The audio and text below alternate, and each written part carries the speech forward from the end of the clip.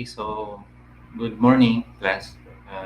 This is a recorded video lesson for the lesson for General Biology 1, which is about cell types and modifications. So please allow me to share my screen, and I will be presenting the lecture presentation for the lesson, for the topic.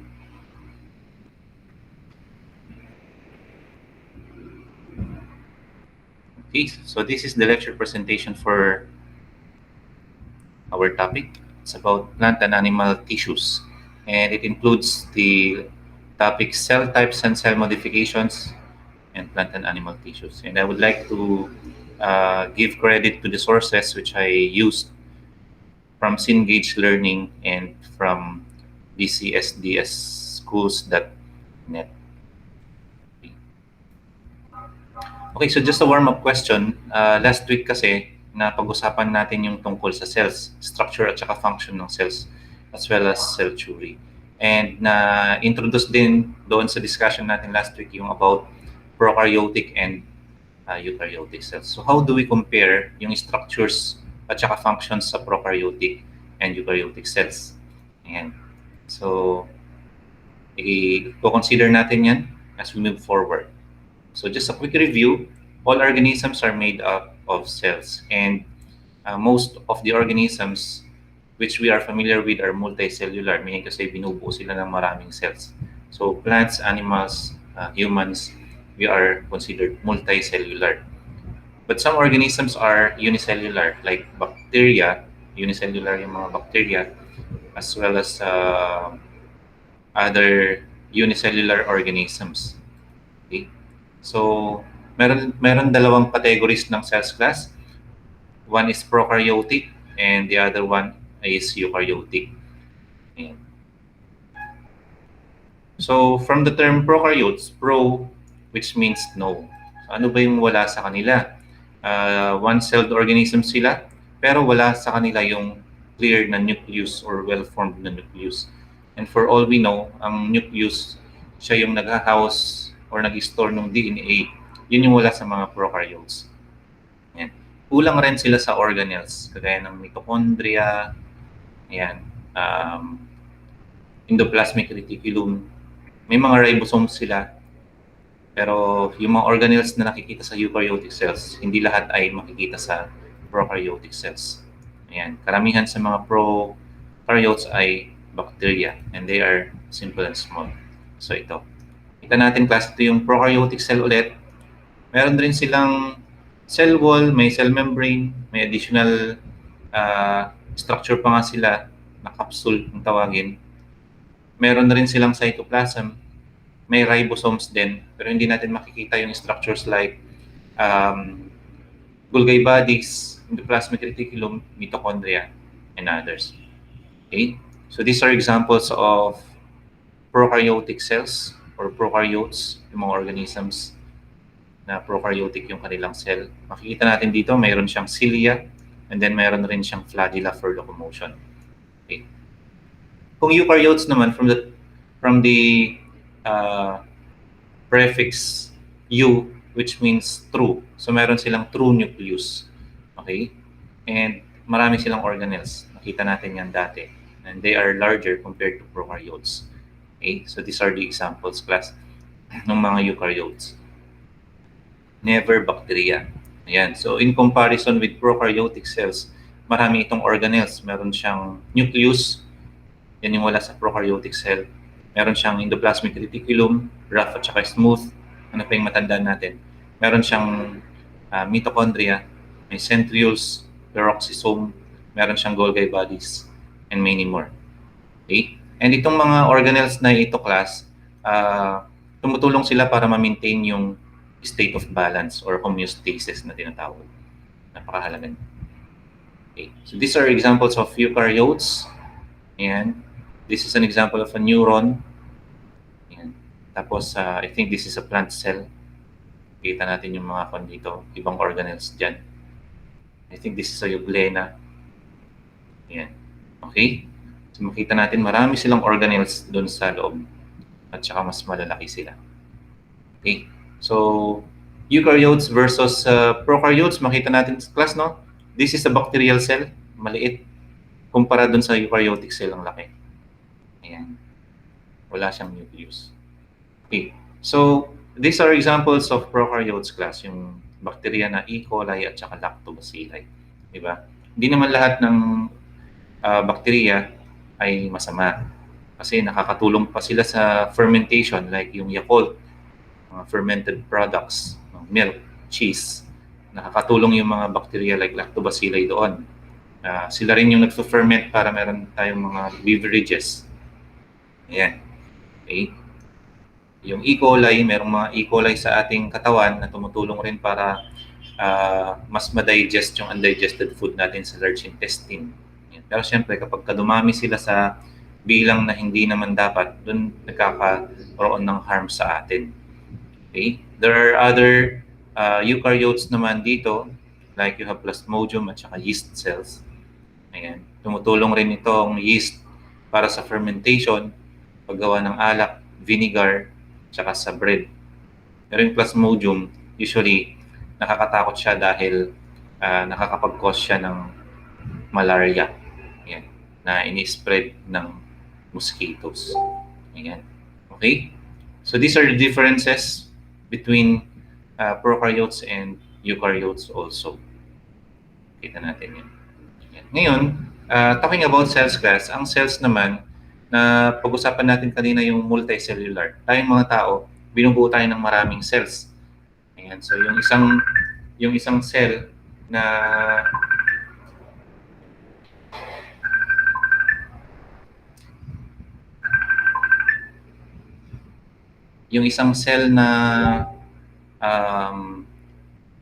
meron sa atin na nabuo from the union of sperm at saka egg cell ni mother, di ba? Nagparami yon hanggang sa mabuo tayo as an individual.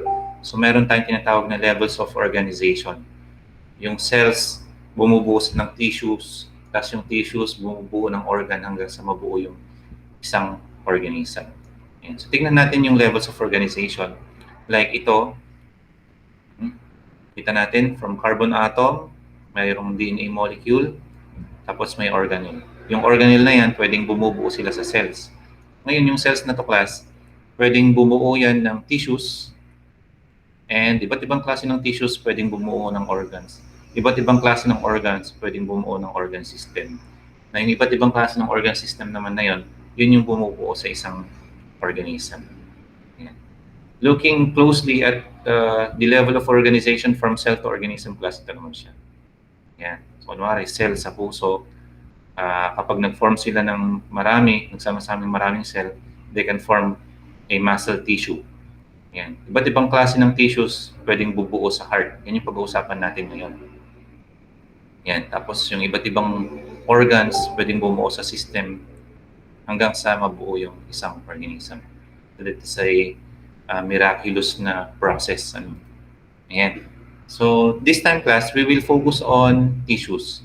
And tissues, for all we know, are composed of cells na nag-perform ng similar function. Ayan. So yung mga cells, nagsasama-sama sila.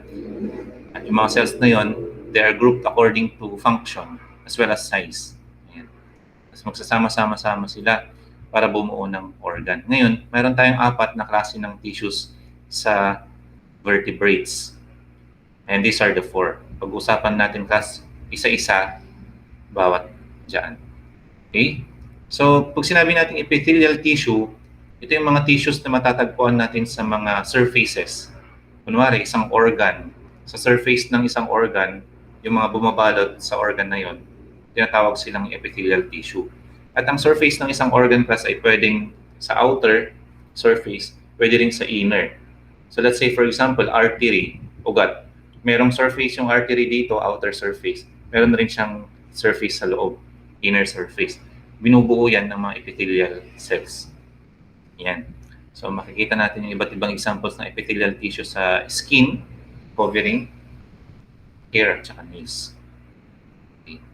Mayroong iba't ibang klase ng epithelial cells according to their shapes.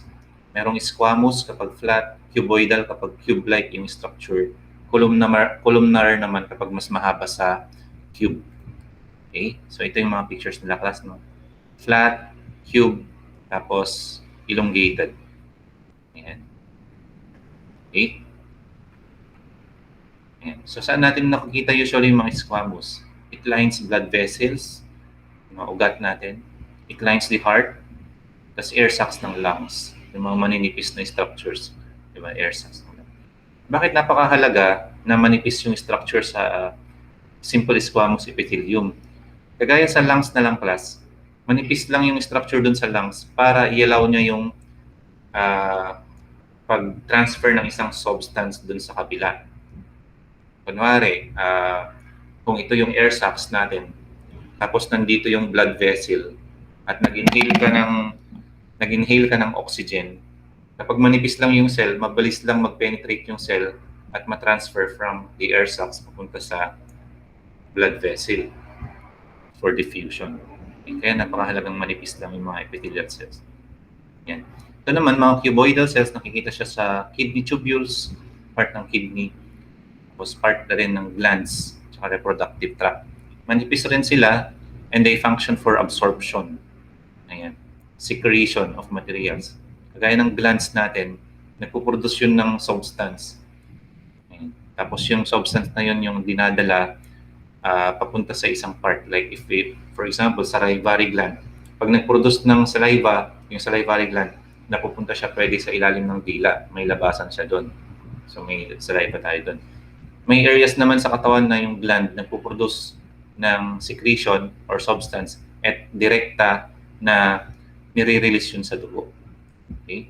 Ito naman, simple columnar epithelium, yung pahaba. Nakikita yan sa airways, sa part ng trachea, bronchial tubes, papunta sa lungs. And they function for absorption and secretion as well as protection din. Ayan. Parang ito class, no? Sa mucus secreting gland cell. Ayan. So, siya yung nagsisecrete ng mucus, yung parang fluid na lumalabas sa ating ilong. Ayun yung tumutulong para maintain yung tamang temperature ng air na pumapasok sa ating katawan. Tapos sila rin yung tatatrap ng dumi. Ayan. Okay? So these are the different functions of epithelial tissues. And I would just like to focus on yung cilia at saka microvilli. So yung cilia, nakikita yan sa lining ng respiratory tract, sa ilong, sa trachea, bronchial tubes. Tapos sila yung maliliit na parang hair-like structures na nagwawalis ng dumi palabas para mailabas ng katawan. Si microvilli naman, maliliit na structures ito na binubuo rin ng epithelial tissues na nakikita sa intestine. So pagkatapos natin kumain, pag na-digest yung pagkain, ina-absorb yung nutrients from the food sa intestines natin gamit ang microvilli. Tapos natatransfer na yung nutrient na yon sa ugat natin at dadaloy na yung dugo, dadalhin yung nutrients sa liver at saka sa ibang parts ng katawan. Okay. Yeah, so these are the glands, and we are familiar with exocrine gland, yung mga may ducts like salivary gland, may dinadaanan yung kanyang secretion papunta sa baba ng dila. Yung iba naman, nagre-release ng hormones diretso sa dugo. Ayan. Okay. Ito naman, ang epithelial cells natin, kagaya doon sa skin at saka intestinal lining. Since nasa intestinal lining yung epithelial cells, kailangan nila napapaharap sila sa food. Tapos, pwede silang masira kapag nagda-digest yung ating system. Since may mga nasisira na mga cells na yun, kailangan nilang ma-replace. So, constant yung cell division doon sa areas na yun. Pero yung cell divisions na yun, kapag marami at nagka-error, yun yung pwedeng mag-lead sa cancer. At ang tawag sa epithelial cell cancer ay carcinoma.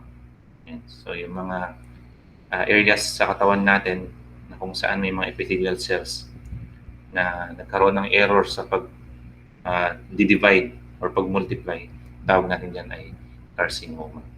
Okay, so that is for the epithelial tissues class. This time we will proceed to connective tissues. And connective tissues are tissues which support and connect organs and tissue. So supportive sila. And from the term connective, it connects organs and tissues. Ngayon, ito yung mga iba't ibang content ng connective tissues. You have fibroblast, collagen, yan daw yung nakakatulong sa atin, collagen at saka elastin para maganda yung elasticity rin ng ating skin. And after a while, kapag tumatanda tayo, ito daw yung medyo nagdi-decrease yung amount sa ating tissues, kaya nagkakaroon ng wrinkling yung ating skin. Kaya uso ngayon yung parang pagtitake ng supplement for collagen. Pero yung makita natin dito class, no? Yung pag-produce ng collagen, nagre-require siya ng vitamin C. So very important na rich in vitamin C yung ating mga kinakain.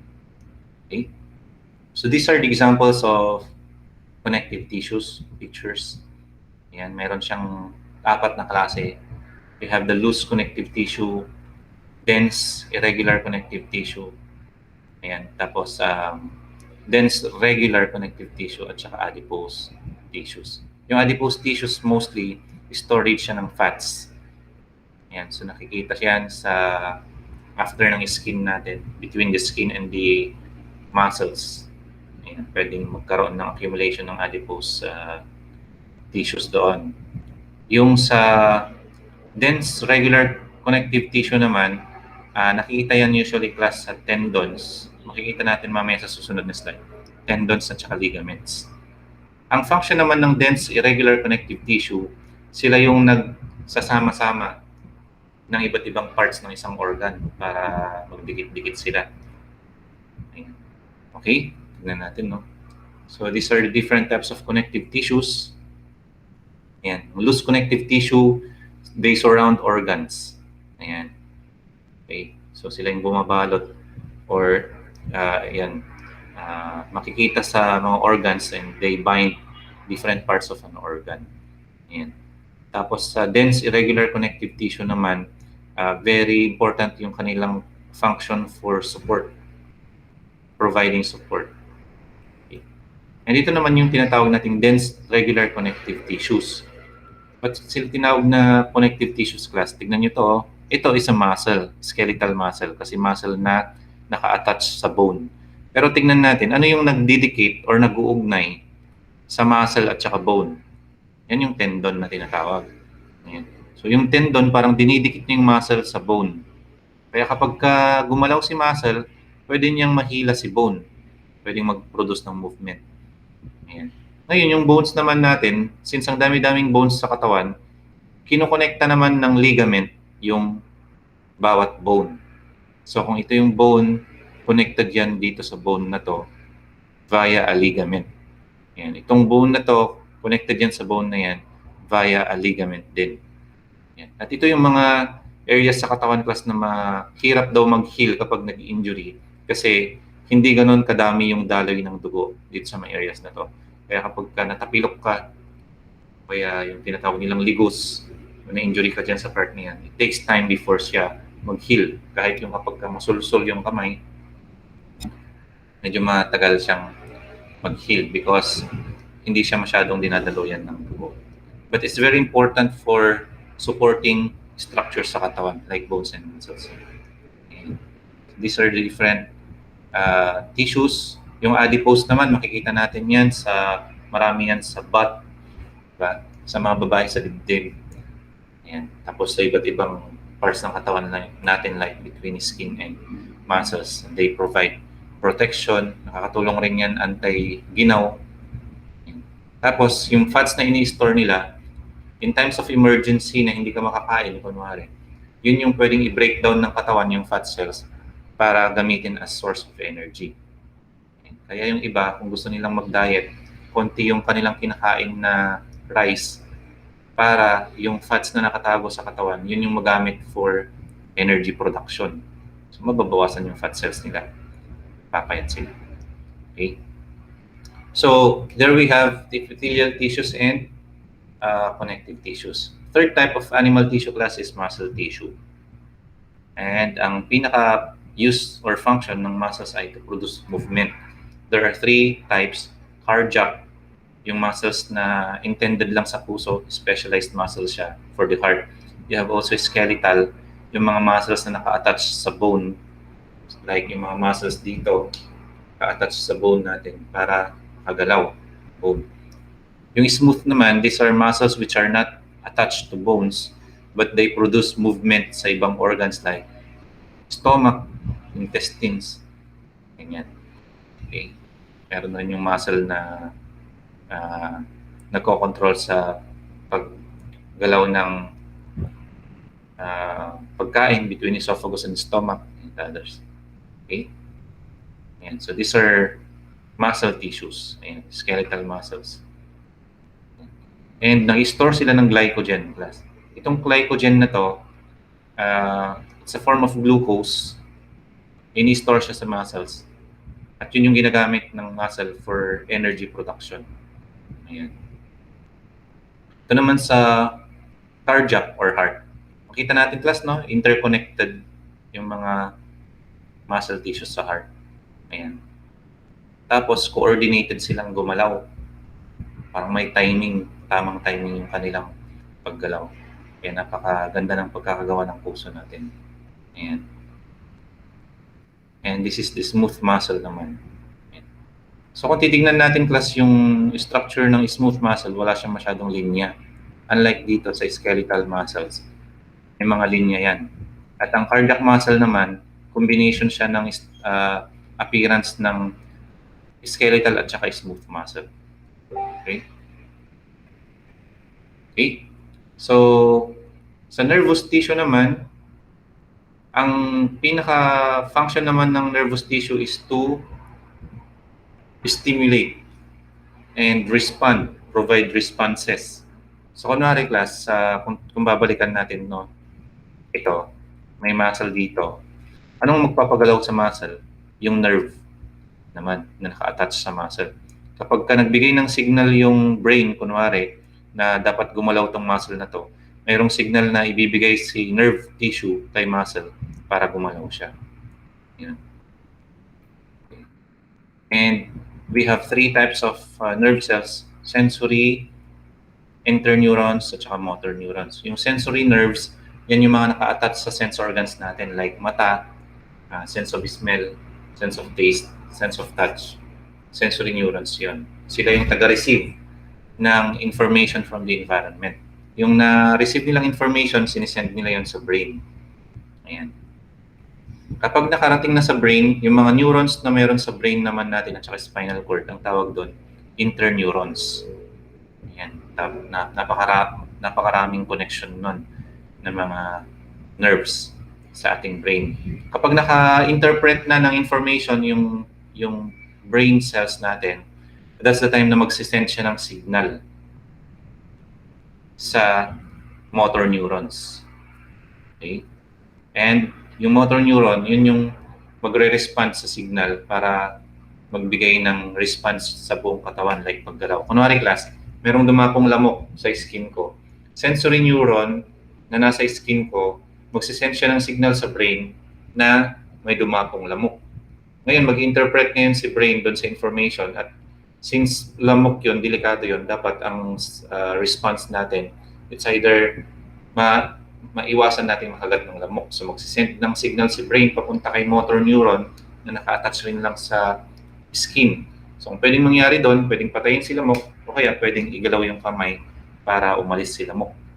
So you have reception of information, sensory, sending of information to brain cells, interneurons, and sending of information sa motor neurons to provide a response.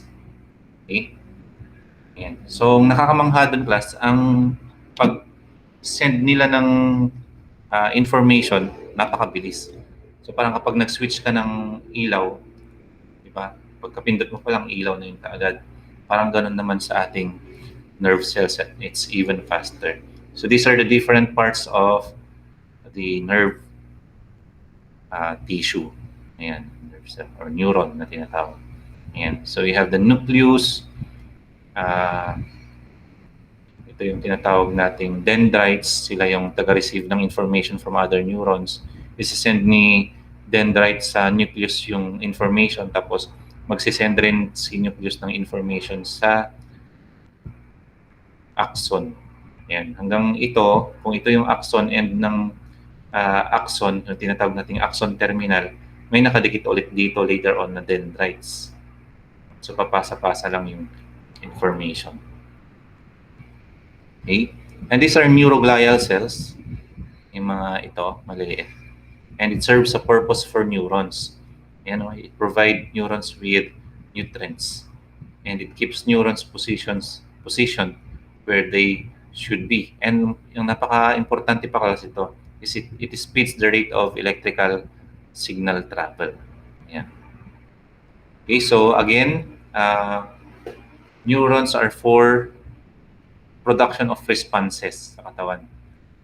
Yung muscle for movement. Epithelial tissues covering the organs for protection. Connective naman, pinagsasama-sama niya yung iba't ibang parts ng isang organ. Okay? So let's try to observe kung paano yung interaction ng animal tissues sa puso. Diba? So kung ito yung puso class, at kukuha ka ng part nun at i-observe mo under the microscope, ito yung kanyang magiging cross-section. Makikita mo class dyan, ano? Kung ito yung isang organ, itong organ na to ay binubuo ng iba't ibang tissues, yung nabanggit natin kanina. Kunwari ito, simple squamous. Yan. Epithelial tissue yan. Yan. O, may mga epithelial, yan yung epithelial tissues. Tapos, meron rin tayong tinatawag na loose connective tissue and fat. O, yan na yung connective tissue natin. Yan. Loose connective tissues. Okay? Ano pa yung isang klase ng tissue natin? Muscular tissue. Ayan o, muscle. Myocardium. Kaya tinawag siyang muscle. Tapos, cardium, heart. So, yan yung muscle sa heart. O, meron na tayong tatlong tissues class, no? Epithelial tissue, connective tissue, muscle tissue. Ayan. Ang wala dito sa figure, yung nerve. Pero syempre, meron yun. Ang mga nerve naman, usually makikita rin siya dito. At siya yung nagpapagalaw doon sa muscle. Diba? Sisend siya ng signal, o mag-contract ka na. Ito, contract naman. O relax ka na. Relax. Okay? So, meron kang epithelial, loose connective, muscular tissue, nerve tissue. Nandun na yung apat. Nag-i-interact yung mga yun sa isang organ. Okay? Ayan. Ito naman yung sa artery, yung sa ugat natin, class, ano? So, makita natin, dito naman yung epithelial tissue. Ayan. Tapos, usually, dun sa susunod na layer, dyan makikita yung connective tissue. Tapos, makikita natin dito, class, yung muscle layer, o yan yung muscular tissue. Hindi nga lang nakalagay dito, yung nerve din, pero merong nerve yan. Kasi yung arteries class, meron ring magpapagalaw dito sa muscles para mag-contract yung arteries para dumaloy ang substance like dugo. Yan. So, meron kang epithelial, connective, muscular, tapos yung wala sa figure na nerve tissue. Okay? So, that is how the four tissues interact for animal tissues. Yan. Ngayon, dumako naman tayo class sa plant tissue systems kasi natapos na tayo sa animal tissues. Yan. So, these are the plant tissues. And plant tissues are made of three basic cell types. Yung isa class is parenchyma cells. Ito yung kanilang function. Yan. Usually, nag-store sila ng starch, oils, at saka water. Yan. Pinaka-common na cell type. Ano pa yung isa? Collenchyma. Yan. Sila naman yung nagpo-provide ng support. They are strong and flexible. Parang bato, ano? Yan. Sa kanina, yung kanina, parenchyma, nag-store ng iba't ibang substances. Ito naman, for support. Yung pangatlo naman, isa rin siya for support din. Ayan, strongest plant cell type. So, meron tayong parenchyma, collenchyma, sclerenchyma. Pero tignan nyo class, napaka-tough niya na nagagamit po siya for production of linen at saka rope. Diba? Nagamit pa siya as rope. So, talagang makakon siya. Matibay. Ayan. Ngayon, yung tatlong cells na yun, class, yun yung bumubuo sa iba't ibang tissue systems. And kagaya din sa animal tissues, may epithelial tissue for covering ng organs. Ang katumbas naman niya sa plant tissue system ay dermal. Dun sa mga surfaces ng organs, diyan naman makikita ang dermal tissues. And since nasa surface sila ng organs, ano yung kanilang function? Pinoprotektahan nila yung plant. Tapos, nagsisecrete rin sila ng cuticle. Sa mga halaman, kaya makintab yung kanilang leaves because of waxy substances. And an example of a substance which makes yung surface ng plants na makinis ay cuticle. And mayroon rin yan sa ating nail at saka sa buhok. Yan. It provides luster o parang magiging shiny siya aside from protection. Dermal tissue rin yung nagpo-form sa outer bark ng trees. Kapag nakakita ka na ng tree ng kaimito, di ba? Meron siyang parang makapal na parang skin, tinatawag nating bark. And that serves for protection. Ayan. Okay. Ito naman is the ground tissue. Para naman siya yung connective tissue na nagpo-provide ng support. Kung may connective tissue sa animals, meron ring ground tissue sa plants. Ayan. So it provides support. Nag-store din siya ng materials sa roots at saka stems. Ayan. Tapos, it's mostly made of parenchyma cells. Di ba yung parenchyma cells kanina, kung maalala nyo, it's for storage of starch, oil, and other nutrients. Ayan. Bakit nga ba kailangan ng plants na mag-store ng materials? Kasi yung material na yun yung magpapatibay sa plant at saka yun na rin yung magsisilbing pagkain niya for sources of energy. Pero in other cases like stems, yung material na i-store na yun yung bumubuo sa malaking trunk ng isang puno, kaya mas magiging malaki siya at mas magiging matibay. Ayun. Pwede rin na pwedeng material sa roots, kunwari yung carrots, di ba? So pwede natin siyang mag-serve as pagkain. At pwede rin yung na-store na material na yon, doon siya kukuha ng source ng strength niya or energy niya kapag walang adequate na tubig sa paligid. Kaya nag-store sila ng materials. Ngayon, may vascular tissue naman, class. And when we say vascular tissue, ito naman yung katumbas ng ating ugat. Kunwari, kung saan dumadalo yung dugo natin. Sa plants, mayroon rin ganon. Dumadaloy sa vascular tissues yung food nutrients at saka minerals at saka water. Okay? Tingnan natin yung dalawang klase, class, no? Xylem, siya yung nagtatransport ng water. Phloem naman, siya yung nagtatransport ng products ng photosynthesis. Okay. Yan. Okay? So, ito yung ginagawa ni xylem. Nag-absorb siya ng nutrient from roots. Yan.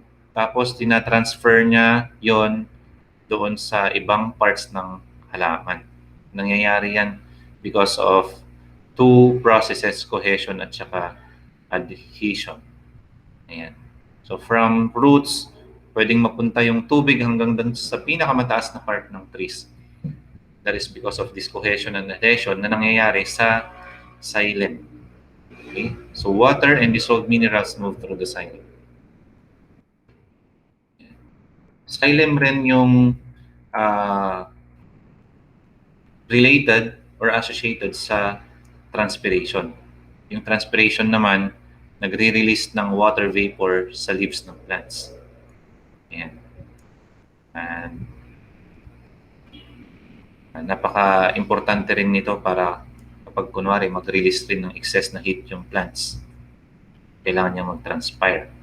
So, para rin siyang perspiration sa mga animals at saka tao. Okay. So, ito naman si phloem, class. Okay. So, makita natin magkalapit lang si xylem at saka phloem. So, si xylem yung nasa wood. So, ito naman si phloem. Okay. Ito naman yung paliwanag doon sa pressure flow model. So, plants actively transport sugar from the source. Kunwari, ang source ay sa leaves. Ito yung leaf. Nagpo-photosynthesis sila. Pagka nakaproduce na sila ng carbohydrates, which is considered a form of sugar. So pwedeng mag-flow yung carbohydrate na to from the phloem. Ayan. So yung carbohydrate from the leaves magfo-flow sa phloem, tapos yun naman yung ididiretso or mapupunta sa isang part ng plant like fruit. Ayan. Okay? So yung sugar na nagawa sa leaves through photosynthesis dadaan sa phloem hanggang sa pwedeng ma-store sila sa fruits, sa roots, and other parts of the plant. Ayan. Ayan o. Ayan. Mag-move siya sa phloem. Ngayon, ang nangyayari naman sa xylem, may water na nag-move dito. And since magkaiba ng concentration ang water sa xylem at saka phloem, ganun rin, magkaiba rin yung concentration ng food or sugar sa phloem at saka xylem, magkakaroon ng circulation ng tubig dito na tinatawag nating osmosis. So habang nag-circulate ang tubig from xylem to phloem and back to xylem, yun yung nagpo-push dun sa mga ibang materials sa phloem para mapunta sila sa ibang lugar or ibang parts ng plant. Ayan. So water moves from the xylem into the phloem, from xylem to the phloem by osmosis. The water flow helps move sugars through the phloem. So habang nagfo-flow yung tubig dito, yun yung nakakatulong para ma-move din yung mga sugar sa phloem papunta sa ibang parts ng plants. Kagaya dito sa fruit kung saan sila na-store. Okay? So ulitin lang natin class, from leaves, mapupunta yung sugar, yung na-create ng photosynthesis, sugar or carbohydrate sa phloem. From phloem, with the help of osmosis, dahil sa interaction ng phloem at saka xylem, pwedeng ma-push yung mga sugars papunta sa ibang parts ng plant kung saan sila na-store, like fruits and roots and others. Ayan. So ito naman yung ating roots. Ito yung kanyang mga function. Ito yung root hair na nag-absorb ng tubig from its surroundings. Ayan. So ito yung cross-section ng roots class. Ayan. Okay? Pero mayroon rin siyang vascular cylinder na tinatawag kung saan dumadaloy yung tubig as well as food para dun sa growing na root. Okay? So pwedeng makita rin natin dito class yung interaction ng tissue systems. So kung ito yung root, which is one of the organs of the plants, pwedeng mayroon siyang dermal tissue dito sa ibabaw, dermal tissue sa ibabaw. Ayan, dermal tissues yan. Pwede rin itong yung ground tissue sa gitna, for strength ng roots. Tapos pwedeng ito yung vascular tissue kung saan dumadaloy yung food at saka water. So makita na natin yung interaction ng tatlong tissues. Okay? So kunwari dito, you have dermal tissue dun sa ibabaw ng root. Pwedeng ito yung ground tissue, yung tumitigas na part ng isang root or parang sa stem, may matigas na part siya. So sa gitna, nandito yung kanyang vascular tissues na xylem, yung parang letter X dito, tsaka phloem, na dinadaanan ng mga sugars. Ayan. So makikita rin natin dyan yung tatlong klase ng tissues sa plants. Diba? Ayan. Tissue system in roots can be observed from its cross-section. So this can be its vascular tissue, ground tissue, tapos dermal tissue. Diba? Okay. So doon natin makikita class ng isang organ ay binubuo ng tissues. Okay? Stem, ganun din. Ito yung dermal tissue. Yung mga bilog-bilog na to, yan yung vascular tissue. Yung space in between, yun yung mga ground tissues. Ganyan din dito. Dermal tissue. Ito naman yung vascular tissue sa gitna kasi nandito yung xylem at saka phloem. Tapos pwede rin ito yung ground tissue niya. Diba? So this is the stem cross-section of a dicot at saka monocot stem.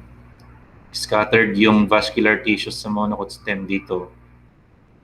Naka-form sila ng ring-like structure. Okay? At ganun din sa leaves class. Tignan nyo to, ano. Pero hindi ko na i-mention class yung iba't ibang parts ng leaves at saka yung interaction ng tissues doon kasi yun yung nasa activity natin.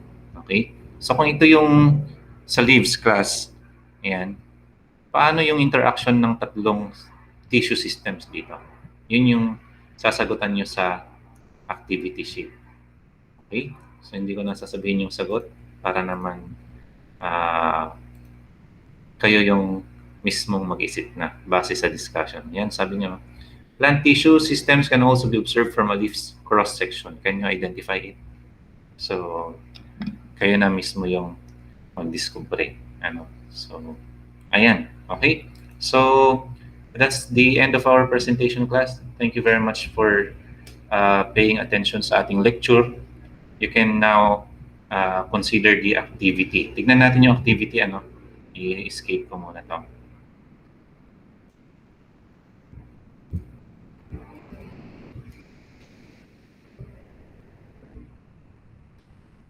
Okay, so ito yung activity for week 2. Pakita ko lang yung gagawin.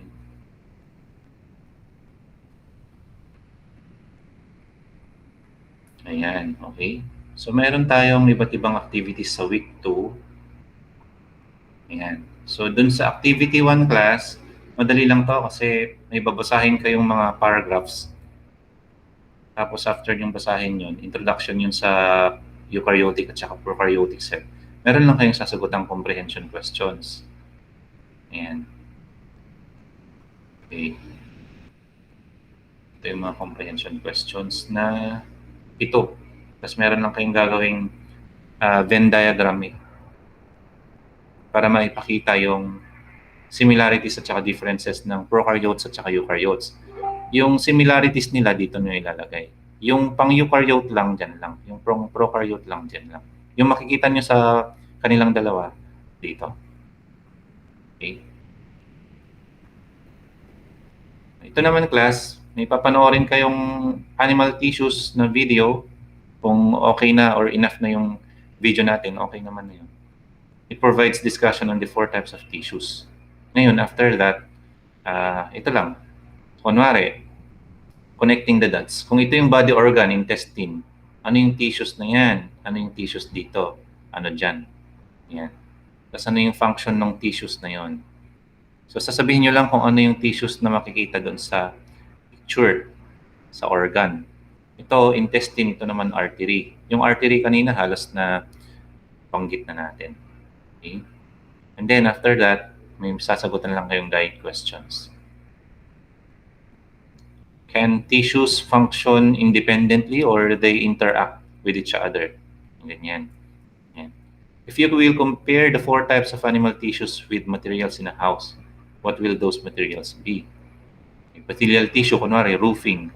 Ano ang katumbas ng connective tissue sa house? Okay? Ano naman yung muscular tissue? Ano yung nervous tissue? Tapos magbabanggit lang kayo dito class ng modifications. Okay? Like, doon sa mga tissues and cells na nabanggit, may mga cells na iba yung kanilang shape at saka size. Kasi nagkaroon sila ng modification. May changes na nangyari sa kanila. Kunwari class, sa epithelial tissues. May mga epithelial tissues sa intestines na ang shape nila kakaiba pa habang ganun. Ayan. Yun yung mga tinatawag na microvilli. Bakit kaya sila naging pahaba na ganun? Kasi yun pala, ang purpose nila, taga-absorb sila ng nutrients. So pahaba yung kanilang shape para mas marami silang nutrient na ma-absorb. Ayan. So may mga cells sa katawan na nagkaroon ng changes sa kanilang structure para magawa nila ng tama yung kanilang function. Yun yung inyong hahanapan ng example. Yan. So yan is sa animal tissues yun class, no? Yung activity 1 sa prokaryotic at saka eukaryotic cells. Activity 2 para sa animal tissues. Ito naman activity 3 para sa plant tissues naman class. So ito yung pinakita kong picture kanina.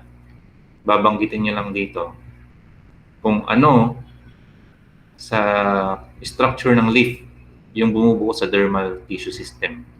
Ano doon sa structure ng leaf yung bumubuo sa vascular tissue system.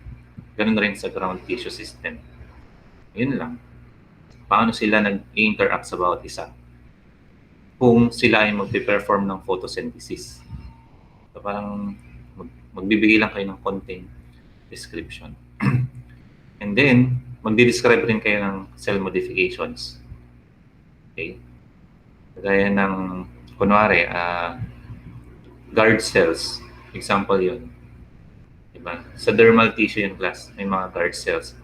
Nagkaroon ng changes sa shape nila kasi ang purpose nila, pwede silang mag-open at saka mag-close para makadaan ng oxygen at carbon dioxide. Ayun. So, pwede nyo i-draw dito yung cell na nagkaroon ng modification at i-describe yung kanyang function. Yun lang yung activity natin for the second week. So, I hope nakatulong yung video lesson natin and other resources na naka-upload sa ating Google Classroom. Pwede rin kayong manood ng ibang supporting at supplementary na resources sa ibang sites like YouTube and other websites. Okay, so I will now